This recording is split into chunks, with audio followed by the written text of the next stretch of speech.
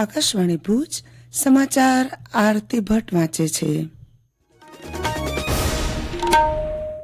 નમસ્કાર. ચૂંટણી પંચે મતદારો માટે ઉમેદવારોને ઓળખવા અને તેમનો ગુનાહિત ઇતિહાસ ચકાસવા અદ્યતન ટેકનોલોજીનો ઉપયોગ શરૂ કર્યો છે, જેમાં ચૂંટણી પંચે નો યોર કેન્ડિડેટ અને કેવાયસી નામની એપ બનાવી છે. ચૂંટણીમાં મતદારે ઉમેદવારને ઓળખવું ખૂબ જ જરૂરી છે. ઉમેદવારોની પૃષ્ઠભૂમિ અને તેમની ભાવિ યોજનાઓ વિશે જાણીને મતદારો સંભવિત મુશ્કેલીઓ ટાળી શકે છે અને તેમના માટે કામ કરે તેવા ઉમેદવારને પસંદ કરી શકે છે. તે માટે એન્ડ્રોઈડ અને આઈફોન બંને પર આ બંને એપ્લિકેશન ઉપલબ્ધ છે. રાષ્ટ્રપતિ દ્રૌપદી મુર્મુ આજે નવી દિલ્હીમાં યશોભૂમિ કોન્ફરન્સ સેન્ટર દ્વારકા ખાતે વિશ્વ હોમિયોપેથી દિવસ નિમિત્તે 2 દિવસીય હોમિયોપેથી સેમિનારનું ઉદ્ઘાટન કરશે. સેમિનારનું આયોજન આયુષ મંત્રાલય હેઠળની સેન્ટ્રલ હોમિયોપેથી રિસર્ચ કાઉન્સિલ દ્વારા કરવામાં આવી રહ્યું છે. તેની મુખ્ય થીમ સશક્તિકરણ, સંશોધન, પ્રવીણતા વધારવા છે. આ કાર્યક્રમનો ઉદ્દેશ સર્વગ્રાહી સ્વાસ્થ્ય અને સુખાકારી અને હોમિયોપેથી સંશોધનમાં અત્યાધુનિક ટેકનોલોજીના ઉપયોગને પ્રોત્સાહન આપવાનો છે. આઈપીએલની ગઈકાલની રસાકસીભરી મેચમાં સનરાઈઝર હૈદરાબાદની ટીમે પંજાબ કિંગ્સ ટીમ સામે માત્ર 2 રને જીત મેળવી હેટ્રિક નોંધાવી છે. પંજાબના મલાલપુર ખાતે પ્રથમવાર રમાયેલી મેચમાં હૈદરાબાદની ટીમે 9 વિકેટ ગુમાવી 182 રન કર્યા હતા. જવાબમાં પંજાબની ટીમે 6 વિકેટ ગુમાવી 180 રન કરી શકી હતી. તેથી માત્ર 2 રનથી હૈદરાબાદની ટીમનો વિજય થયો હતો. ધોરણ 10 પછીના ડિપ્લોમા ઇજનેરી સર્ટિફિકેટ 2 ડિપ્લોમા પ્રવેશ માટે 15 એપ્રિલથી 15 મે સુધી નોંધણી કરાવી શકાશે.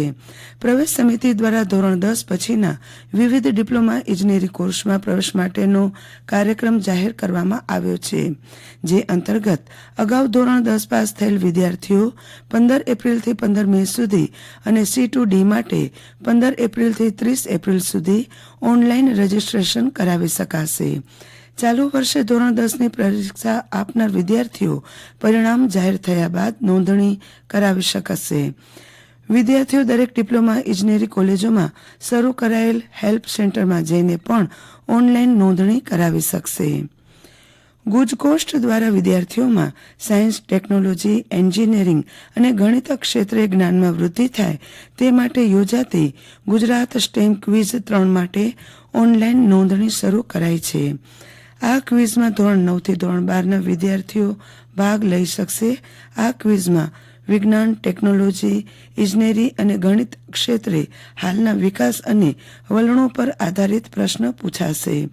પ્રશ્નો મુખ્યત્વે માધ્યમિક અને ઉચ્ચતર માધ્યમિક સ્તરના રહેશે. ક્વિઝની ભાષા ગુજરાતી અને અંગ્રેજી હશે. સિંધી સમાજના ઈષ્ટદેવ ઝૂલેલાલ ભગવાનની જન્મજયંતિ ચેટીચાંદની ગાંધીધામ આદિપુર સંકુલમાં ઉમંગભેર ઉજવણી કરાશે. જન્મજયંતિ નિમિત્તે શોભાયાત્રા સહિતના ધાર્મિક કાર્યક્રમોનું આયોજન કરાયું છે.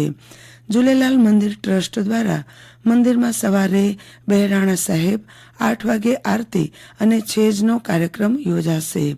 ભુજ, નલિયા, માંડવી, મુન્દ્રા સહિતના શહેરમાં શોભાયાત્રા, મહાપ્રસાદ સહિતના ધાર્મિક કાર્યક્રમો યોજવામાં આવશે. ચૈત્ર માસની શરૂઆતથી જ કચ્છમાં ઉનાળાના આકરા તેવર જોવામાં મળી રહ્યા છે. તેવામાં બુધવારથી 3 દિવસ સુધી ગરમીનું મોજું ફરી વળવાની સંભાવના દર્શાવાઈ છે. રાજ્યમાં 3જા ક્રમે ઉષ્ણ બનેલા ભુજમાં મહત્તમ 41.4 ડિગ્રી સાથે તાપ અનુભવાયો હતો, જ્યારે લઘુત્તમ તાપમાન 25 ડિગ્રી રહ્યું હતું.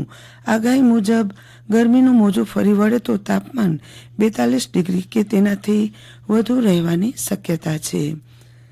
નેશનલ એજ્યુકેશન પોલિસી અંતર્ગત વિદ્યાર્થીઓમાં વર્ષના અભ્યાસક્રમની સાથે સ્કિલ ડેવલપ થાય તેવા નાના કોર્સ કચ્છ યુનિવર્સિટી શરૂ કરવા જઈ રહી છે. આ સાથે સમાચાર બુલેટિન પૂરું થયું. નમસ્કાર.